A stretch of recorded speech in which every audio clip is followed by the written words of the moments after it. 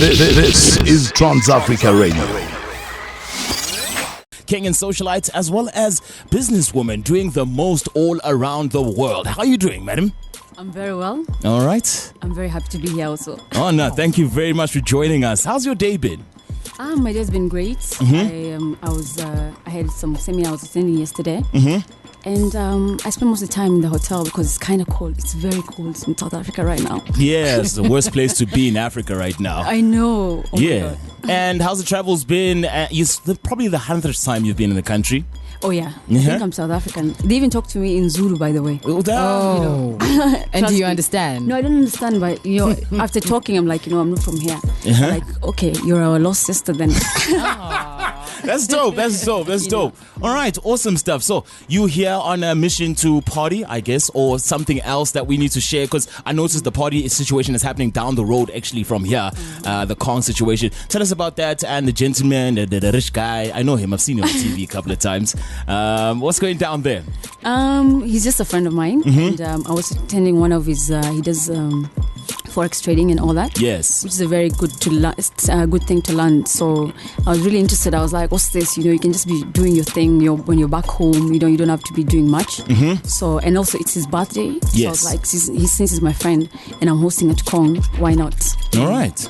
Awesome stuff. Are you trying to get into that forex game? What's going on? Because you're a businesswoman and you love money. Yeah, I love money. I'm a mistress of all trades. So okay. So I wouldn't mind if I know how to do it. I hated mathematics when I was in school, and it's all this thing is just calculations and stuff like that, which is not my thing really. Yeah, I know it's Shayla's thing. So I'm also not into this calculating thing. I'm sorry. Oh, look at you now. Okay. I'm on the other side now, Shay. Right. Let's talk about what you're really good at: cosmetics. Oh, yeah, I am. Your business. That's an online shopping business for. I understand it's lipstick and eyeshadow at the current moment. Yeah, it is lipstick and eyeshadow at the moment, and most stuff is still coming in. This was something I was really trying. I was like, want to make something different for the African skin. Yeah. When you go out there, you travel a lot. You see, there's so much for the white people than it is for the African people. Yes. So I was like, I need this to just make it for my girls back home. Yeah. And how's it been picking up since the beginning until this stage? It's really picking well, and the reviews, people really love the cosmetics, and they want me to expand. Like, they're really excited about it, and I'm really for for what is it called? For my sisters getting the best of the best, at a cheaper, affordable price. Yeah. All right. Let's talk about foundation.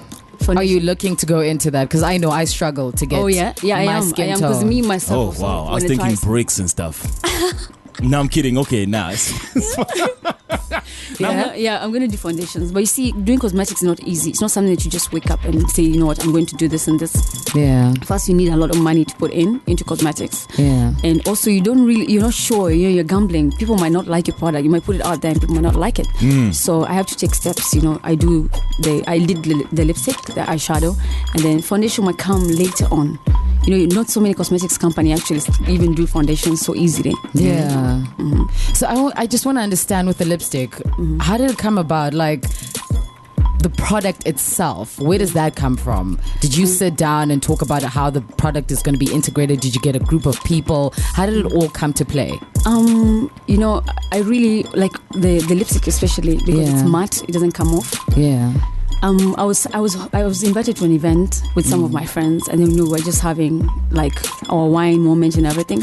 And the lipstick I was wearing, I had bought it somewhere else. Yes. And we're there with wine tasting and everything, and it was sticking to the glasses and all that. And for me, I was like, what's this? And everyone was like, oh, where can I get something like this? So I was like, why don't I just join the lipstick? The cosmetics. Yes. Into this thing. Yeah. So when it started, it all came about me having that hate for lipstick on my glass of water or on my wine and stuff like that. So I didn't put a lot of people around, but I just took one formula that I saw that I really liked, and I was like, why can't I just make something even better and greater than that and make it affordable?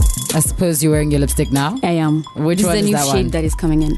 Oh, okay. Yeah. She's got an exclusive. You know what I'm saying? Talking about beginnings and all of that and you getting into business, I want to find out, as a young Huddah, did you ever think that you would be into business and creating things such as a cosmetic line and all of that? I'm actually not very girly. You know, I'm more of a tomboyish. I'm trying to be a girl. You know, I really try. By the way, so this is not something I really thought of like way back. Yeah, but just for the passion of having to create something for people of color and stuff like that, I was like, cool, this is something not bad. You know, I just want somebody to do. That's why it's for the beautiful, independent African woman. You know, so for me, I think it just came about me looking at things in a different perspective. All right. I was like, cool, why don't I do it? But I mean, I'm not a girl, so I'm sure, first of all, even the biggest challenge for me was like, people going to like it because, first of all, they see me, it's not my style, you know? Yeah. I'm not girly, flower kind of stuff. Yeah. So I was like, I'm not sure if people are going to like it because it's not my thing, you know? But I'm excited. I think actually it makes sense coming from, because there's a lot of other women out there that aren't as girly as they would like to be. Yeah. And coming from you, then like, okay, at least she understands where I come from. So this cosmetics line makes more sense for me to use, because then it's much more easier for women like me. To relate to, yeah. To relate to, yeah, exactly. All right. Huddah Monroe is in the building right now, in case you just tuned in. Send us those questions via Twitter. It's at TransAfrica872. On Facebook, TransAfricaRadio.net. Not forgetting, you can also find us via that WhatsApp line wherever you are tuned in from. It is +27 7925 44329. Do the most, hashtag the re-up across all social media platforms, and call in +27 1144 77176. Now, Huddah, tell us, when you were growing up, I want to go back there. Like, I want to find out a bit more about you, your relationship with the family and all of that. Were you the angry one? Were you the one with the jokes? Because you say you were not as girly as other girls around you. So were you more, a bit tougher? No, I was, I only have brothers. I don't have a sister. So I guess growing up with brothers and mostly men around me, I was the kind of person who was climbing trees, doing the most, like a boy and all that. So growing up, I guess I was tough. I was a bully.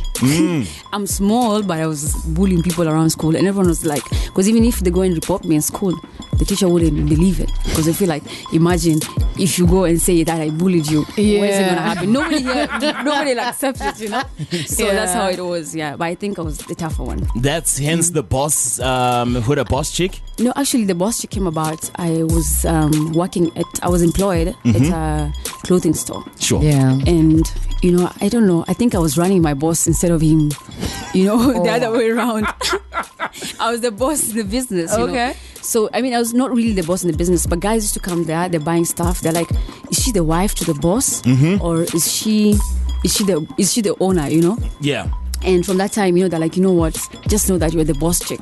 And from that time, because I was going to work whenever I feel like, I never really wanted that employment kind of life. Yeah. So for me, I was just doing my thing, like, I go to work anytime, but I was making sales. It was a sales and marketing a company. I mean, whatever I was doing, it was about sales and marketing. Yeah. So for me, I was like, as long as I make my cut, because you're being paid on commission. Yeah. And I used to have lots of clients. So I was like, if I can come here, I get paid according to what I'm bringing in. Yeah. So I never really showed up on time. I'll go whenever I want to. So guys are like, and then my off, most managers, they're also like on Monday. And that's what I used to do. Like on a Monday, I would just chill out, like Sunday and Monday, combined. And I guess that's how clients were like, boss.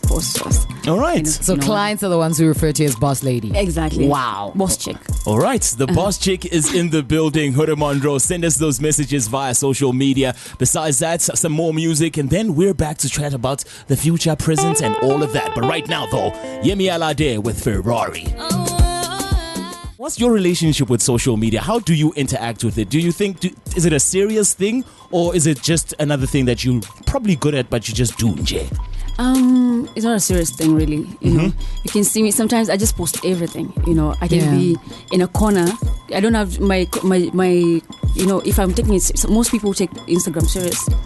You see their pictures, they're so perfect, Yeah. For me, I wouldn't care about my surrounding. I wouldn't care about stuff like that, Yeah. So for me, it's not really, I just do it like, it's just, in this day and age, you don't have Instagram, your life is boring. Yeah. Because I try to delete my Instagram, my Snapchat. It's like it has something that is so addictive about it. Yeah. And, you just want to keep up with people. Yeah. And most of the time, I'm alone. I'm always alone most of the time. So I'm like, you know what? I just log into the Instagram. I don't follow a lot of people because I feel like, okay, if I start following following people, how many people am I going to follow, you know, at the end of the day?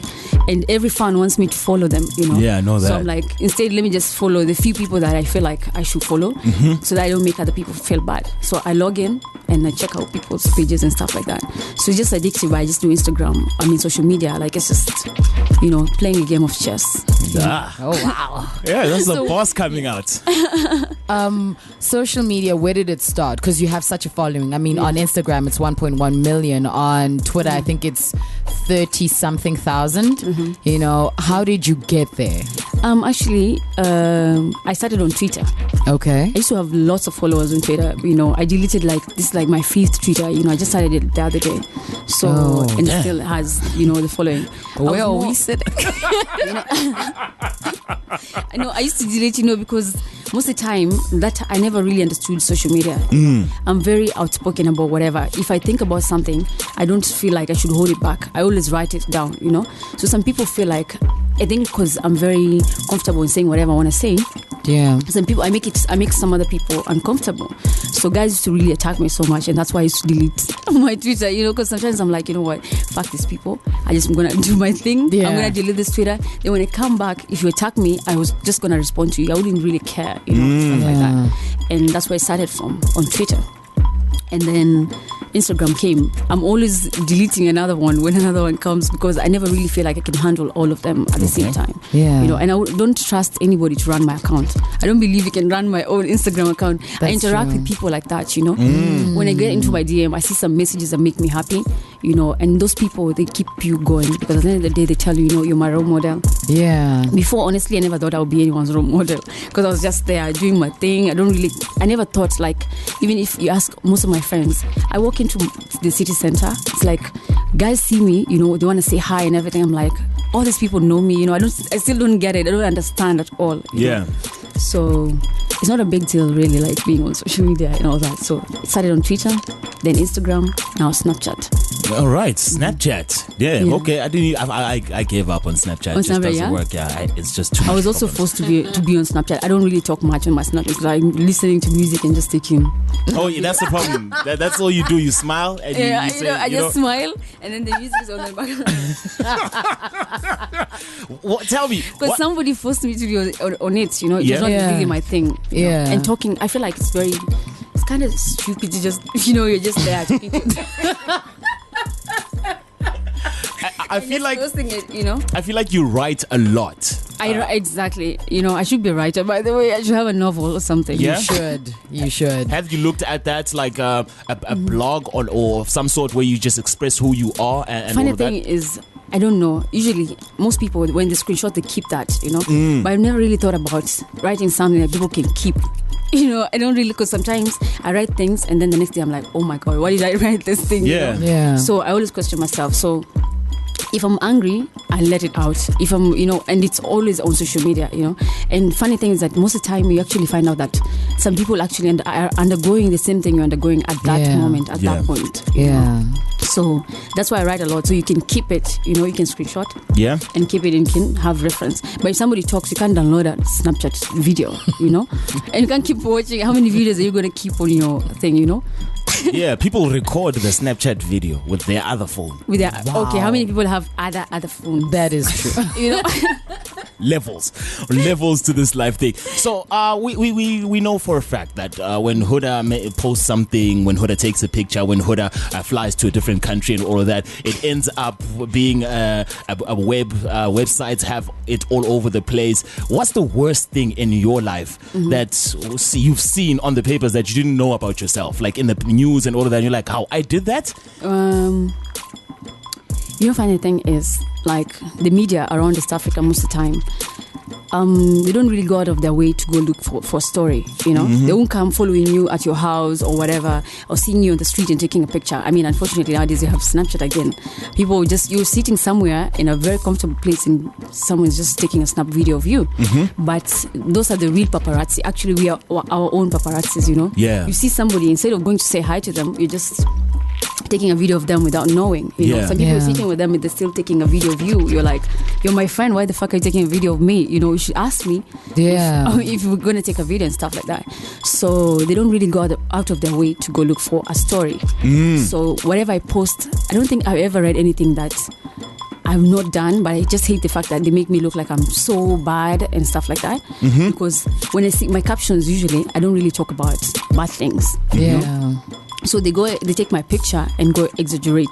They see me on a yacht, they go and write that, you know, Huddah has a sponsor and stuff like that. They don't even know what I'm doing there or how I got there, you know. But they just take, so when I see the picture, first of all, I don't even read my stories. Like the negative ones, I don't read them. You know, because I don't really want, nobody can ever change who I know I am, you know. So I just keep it like that. So there's nothing really I've read that is shocking me. Because I ignore the negative and just keep it strong. What's the take on young girls, young Kenyan girls? What do you get from them? Do they look at you as a role model, like the majority, the populace? Do they look at you as a role model? Do they think, oh no, she's bad because of what social media and media has said? You know, funny thing is that the millennials, as they call them nowadays, you know, they don't really, you know what I came to realize? What they see, the kind of music people used to listen a long time ago, you know, you have to listen to a song that actually gives you a message a long time ago. But, you know, the media, the people wanted to make me look bad, you know, like this girl is bad news and stuff like that. But then it ended up being me, I'm a role model to these girls. So you see, nowadays people view things in a different way. They don't think I'm a bad girl, you know. They see this is somebody we can relate to, you know. And they don't see, you know, people nowadays, they know how to read behind. They won't just see you and say, oh, you're a bad person. You can, even if somebody is a murderer nowadays, you can see people want to reason with this person. So why did you do it? You know, they want to get closure and stuff like that. So I guess that's why people have been following me for a long time. They've seen my transformation.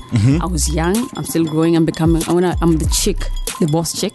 But I'm gonna get to the boss lady. You know? So I'm just continuing like that. So they've seen my progress and they don't see me as a bad person. They see me as a role model to them. You know, and the fact that I did the cosmetics, so many of them, and then it's affordable, so it makes them even more happier. So they see me as an entrepreneur. Bad girl, gone good. All right.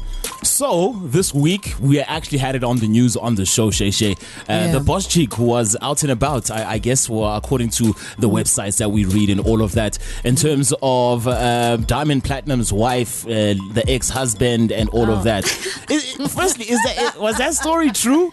Were you just expressing yourself and you're like, you know what, I'm tired. Ne? Don't say you like me when I'm past and all of that. You know, she was my friend and she really confided in me in so many things. You know, the worst part, you know, I knew Diamond way back before he was even the Diamond we know now. Exactly, you know, so I knew him on that level, and you know, I was always congratulating him of the good things you know, he's doing and stuff like that, and putting East Africa on the map and stuff like that. So I knew him way back, but I never really did anything when Zari and Diamond got together. She was really a good friend of mine, and you know, at some point we really clicked, and she was telling me all her private issues and stuff like that, and I never really let anything out there. But we had a small fallout. You know, I felt like she was unloyal to me, you know, because we had this friendship, we were so loyal to each other. So I felt like she was not loyal to me, and I was like, you know what, fuck this. You know, I don't want to be your friend, you know. And I was like, you know, at the end of the day, so I had to tell her the truth, like, you know, I've been with this guy way back. You know, because I was like, but not when she was with her. So the media took that and then said that I was going behind my friend's back and screwing her man. Oh, goodness. But that was like ages, you know, like it's not like I did it when she's with, you know. And I never really told her, because we used to all dine together. Me, Zari, Diamond, we dined together, but I never really told her. But because I felt like she was not loyal to me, I was really hurt, you know. I'm like, this is my friend. Then she's doing some things that are not, you know, you know. So maybe I'm protective of my friends and stuff like that, but I don't know. I just felt like, you know what, let me just give it to her. She had me, so I was like, I need to give it.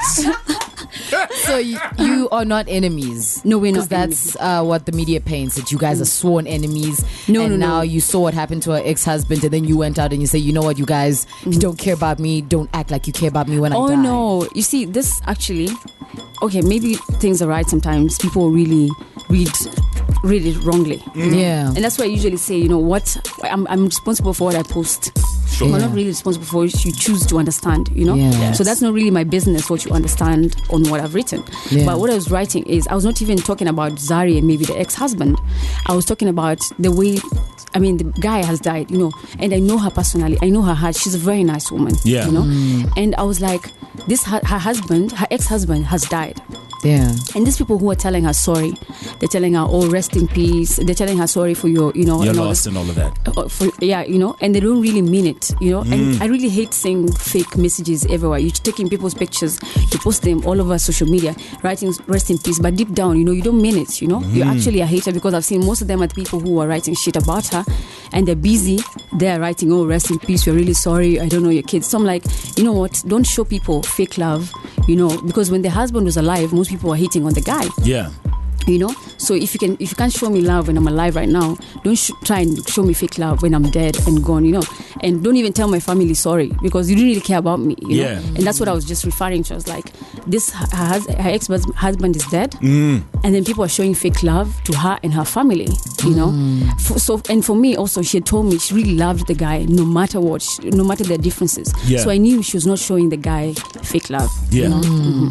All right. We had a chat about this fake love and true love situation, Shay. People must watch out about this fake love. We're watching you, you know? Don't go out there and act. I personally feel like I don't like posting RIP, because even if when a family member is lost, I don't post that. So Exactly, if it's because someone they can't else... see it. Yeah, you know? Yeah, so if you're a celebrity and you post sharp, I feel bad about it, but I'm not going to post about it and act like, you know... Like you mattered, like the person mattered so much in your life. Yeah. You know? Unless you know the person personally. Exactly. And also you go give, if it's a sorry, just go and give the sorry to the family. You know, you don't have to post it. This person is dead. They're not going to see your post. Yeah. You know, so I feel people do it for selfish reasons. Yeah. They likes just want and for followers. likes. Exactly. They want to be seen that they have this humble heart and everything. So for me, not posting, rest in peace, to my friend's ex-husband Zari. So, you know, guys were like, oh my God, you're such a bad person. Why would you not post? You know, you're a hater and all these things. I was like, I don't have to post. This guy's not going to see my post, you know, and I don't have to fake, because we're not friends. We're not friends right now. So true. You know, Very like we don't hang out anymore. Yeah. So I just went to her page and I commented. I was like, you know, I'm really sorry for your loss and your family, and that's it. Yeah. You know, so, but I don't have to put it on my page, like, you know. All right, currently experiencing some problems with the internet. So if you are sending those messages, we'll look at them as soon as possible, hopefully before Huddah leaves the building. But give us some time. We'll be sending those messages towards Huddah really, really soon. But she is in the building right now as we speak. Huddah, how are you doing? How many Man Crush Monday posts do you get? Woman Crush, what am I saying? Woman Crush Wednesday posts do you see when people are crushing on you, the whole shebang? Seems like you want me to post as a Man Crush Monday, right? I mean, You know, because I mean, he didn't know how to mention it. you but, know, you you just I've slide seen it there. Like, Exactly. It's like, can't slide into a DM. there. Let's slide there. Nothing like that. You know, I see it on a Wednesday. I just see my pictures everywhere. You know, like when you open the Explore page, you just see my pictures. I'm like, what's going on? Damn, you're on the Something Explore happening page? to me. You know, so I see my pictures. I'm like, oh, okay. You know, and some guys even post me like every other week, and I feel like it's not, I mean, you know, I think to myself, is it not uncomfortable to the girlfriends and stuff like that, you know? Yeah. Some That's a girls- good question. Like yesterday I was being shown some guy, he's a DJ and all that. Yeah. Yeah. And I've seen he's posted nice pictures of him and his girlfriend. Yeah. You know, but when I went down in his pictures, because I was like, this guy has style and everything. He's from here. I can't remember his name though. So I was like, this guy has style. So I went to his page. I was just checking the pictures of him and his girlfriend and everything. Then I go down, I see like 20 pictures of me. Wow. Then I was like, wow, and your girlfriend didn't even tell you to delete all these pictures? You know? Yeah. So I guess it's just a lot. Wow, it's crazy. Maybe, I don't know. Tell us, do you have a guy you know personally that's posting you as a Man Crush Monday that you know you post as a Woman Crush Wednesday that you post as a Man Crush Monday? What's going on as far as that? Because we hear that you're dating, but who, how, where? I know this has always been the question to so many people. 'Cause Yeah. guys don't really understand why I don't post relationship. I don't post my family, by the way. And you know, for me, I feel like not everyone can handle the social media madness right now. You know, so that's why I don't post them. But in terms of dating, I am. She closed just there. You know, because you asked about the MCM and everything, so I was like, I don't know. I'm having fun. Yeah. Yo. Can I ask another question? Given that I read an article All right. And speaks about you in Miami. Oh, okay. Oh my God. Go for it, Jane. Would this person happen to be Future?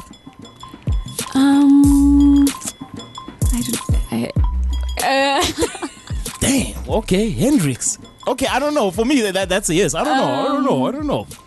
No, he's just someone that we always communicate. You know, he's a very nice guy and all that. And of course, I've met him before. Yes. And he's just cool people. But, that's not just him. about that. Are you meeting up with him this month? He's going to be in the east of Africa, Dar es Salaam, if I'm not mistaken. I don't think I'm going to be there. Oh, okay. You know, I'll be doing something somewhere else. Goodness. Okay. We tried, gents. Like trying to squeeze it out, but Yeah. So I'm not. By the way, I'm not dating though. I'm having fun. You're having fun. All right. Okay. All right. Huddah Monroe is not dating, gents. You can win if you try. That's all I'm gonna put out there. You know, stop posting Men Crush Monday. Do the right thing, my G. But yes, Huddah Monroe is in the building right now. I want to talk about things we should look out for, especially in the very near future. I know you're in South Africa for this event by your friend. Are you going to be also trying to promote the cosmetics lines in South Africa? I know it's not available here as yet. Are we working towards that? What's going down? Actually, I have a distributor here, and girls really love the cosmetics. Like I say, my friends told the ones that I was going to bring here. Yeah. I have this distributor, but it's not really everywhere, you know. And I know in the future I'm going to push it to be like that. So in the event, also I'm going to be talking about it, you know, and I wish I carried more samples to just come and give people, you know, one-on-one and let them test, you know, and give a review. Yep. Yeah. All right. Got a tweet here from Botjie saying, I love the sister in the studio. She calls a spade a spade. She doesn't sugarcoat. And she went on and said, I'm glad we have a black woman who is in cosmetics. We black chicks really need that, especially with our skin tones. Yeah, those green, orange, and all these tones. Do you hear about those green tones? Which green tones are those? The Shay was breaking it down. Okay, so I was explaining to him warm and pale skin tones. You know, you have green undertones. Oh yeah, you green. have golden undertones. You hear, B, this actually does exist. Green undertone. It does red exist. undertone. Yellow. No, golden rather. Yeah. So those do exist. And that's how you do a foundation, by the way, with people's different undertones. Yeah. But I guess whoever manufactures the other cosmetics don't really understand that African skin tone, you know, very well. Because you see, actually, the African skin and maybe the African Americans back in, you know, it's different weather and stuff like that, you know. Yeah. So what might look good in somebody out there might not look good to the person here. You know, the African woman. So the true. motherland. You know? We got Huddah in the building. We are trying to get those lines back as far as the WhatsApp as well as Twitter. But keep on sending us those questions. Twitter is at TransAfrica872, or simply use the hashtag #TheReUp, or simply find us via that Facebook, TransAfricaRadio.net, and that WhatsApp line +27 7925 44329. Hashtag the REUP real quick so we can catch it, or call in as well. +27 1144 77176. All right, so Huddah, I want to find out your net worth. How's the money game? You know, because we see some people posted that you worth $2 million. This was last year. This was last year, and in rands, that's shocking. Let me ask you. I've never seen that. What is that? Let me See what I'm talking about? You see what I'm You talking haven't about? seen this? I've never seen it. You know, I'm even shocked. I'm like, oh my God, I have so much money that I didn't know about. You know? I swear to God, I was trying to get my live video, and I'm like, oh my God, I have so much money and I don't even know about it. Yeah, I don't want to punt that website because they're posting the wrong things already, so I'm not going to say their name. No, don't say their name. You're going to tell me, you know, on the site, so I can go and read about great things about myself. Great things are happening. Hey? They probably They've seen deposited. my money. It's like they're seeing my future money, by the way. You know, they've already smelled it. Anyways, so my net worth, honestly, I don't know if I can be measured by money and stuff like that. You know, I just feel like people should measure me by my personality. Yes. You know, what I impact and what I'm doing to the society and to the community. You know, so I wouldn't really want people to think, oh, Huddah is worth 2 million USD. You know, that really trust me, there's no celebrity who wants to be out there being, their finances being advertised everywhere, you know. Because sometimes you meet people for the wrong reason. Somebody just like you because you have 2 million. Oh, thank you so much for actually seeing my future money. You know. Yeah. So sometimes people would like to be your friend because maybe you have this money and stuff like that. So it's better if people don't know your finances, you know, too many things. Let people see what you want them to see. Wow. So, but I need that site. That is beautiful. That's the first time I've ever heard somebody respond that way. You know, because I personally expected you to know, okay, that's what they think I'm worth. I'm worth 2 million. This was rated in 2016 type of vibes. But you're not even concerned about that. No, I'm not concerned about that. I'm like, you know what, the money that I have is mine. It's private. Yes. You know? And then also there's so many people who are not fortunate to get money. You know? Like they've tried to do so many different things. They've not made any money. So it's not really nice to go out there and start putting it all out in their faces. You know, some people are not happy. They feel like God has abandoned them and stuff like that. So when you do that, it really kills some people's, you know, ego or whatever, you know, and they don't feel good about themselves. So you just have to be the person that people see you and they can see that you can relate to them, you know. And for me, it just happens because, I'm from the hood, man. You know, from the ghetto of Kenya. So you can imagine, it's that bad. So everyone to me is my friend and all that. And, you know. What are the words that keep you going? I can take that you're a very hard worker, you know, and you get your things done, you know, but coming from the ghetto, as you call it, not many people are motivated to move up, to move forward. You know, it's actually very unfortunate. I don't know what, I think the ghetto just has this mentality that people get scared of leaving. You know, and stuff like that. So, because even my friends, when I was younger, I used to tell them, like, you know, even in school, whenever they used to ask me, what do you want to be when you grow up and stuff like that, I never really used to say that I want to be a teacher or, you know, and I was very bright in school. I was always from number 1 to 5, you know. And my teachers used to ask me, what do you want to be? And I'm like, you know, I just want to be a millionaire at 22. That's all I knew, you know. And they asked me, so which way are you going to make that money? I'm like, I don't know. I just want to be a millionaire. That's all I want to know, you know. And for me, I used to just tell, and my phrase used to be, you have to make money, whether legal or illegal. You know, I used to do that a lot. And then people used to ask me, what is that? What's wrong with you? I'm like, no, I don't know. I don't know how I'm going to make that money, but I just want to be wealthy. So it's very unfortunate that I used to tell all my friends that, and they used to look at me like, oh my God, you're crazy and stuff like that. And they never really moved from the ghetto. You know, they're still there because they never had that mentality to want to go out there. And, you know, because for me, I was like, you see, I need to really prove to people that I'm going to get this money at that age, you know. So for me, I really wanted to move out. And also, I used to go to tuition schools. After closing schools, where I used to go do my tuition, used to be in a very wealthy environment. You know, and sometimes I used to see people, the kids there throwing food. You know, in the school, it's called Brayburn back in Kenya. And where I was studying, it was a very cheap, you know, ratchet school. You know, and all that. But so I used to go there for tuition, and I'm seeing all these kids that are throwing food. You know, their dads are coming with these big cars, coming to pick them up. You know, and they live in big houses. I met some friends, you know, and they live in big houses and stuff like that. And I was like, excuse me, like, why are we not like this, you know? I'm like, if these people can have this, I can also have it. And immediately I finished high school, the first place I moved to was, you know, that environment. You know, and also I have a very tough grandmother who was always like, you know what, you can't get married in this. You can't, you know, she really never wanted me to continue being in the ghetto and, you know, living there. All right. When you speak, to me, it seems like you visualize a lot of things, whether you know how you're going to do it and how it's going to come your way. It seems like you like into that meditation and all of that. Are you into like some esoteric stuff and all of that? Or meaning things like meditating and not really. I just pray a lot, you know. And I'm very confident in anything I do, you know. I don't really, you see, like, for example, my cosmetics. In like 2014, I had done a clothesline, which didn't really, I did a few pieces, which sold out. Then I did another one, and people still had this mentality that this girl is bad. Anyways, because I used to smoke my weed and I would take pictures. And guys used to see that and they're like, oh my God, I don't want to be associated with this woman, you know, and stuff like that. So when I did the clothesline, everyone was like, no, I can't buy it, you know. And then it was written Huddah. So you can imagine if you're wearing Huddah and then everyone sees Huddah to be this type of person. They're like, oh, so you like this girl, you know. And then some people felt like people will not respect them or something like that. So later on, when I did the cosmetics, I was like, I was in my bed and I needed money badly. You know, I didn't have money at that point. That's in 2015.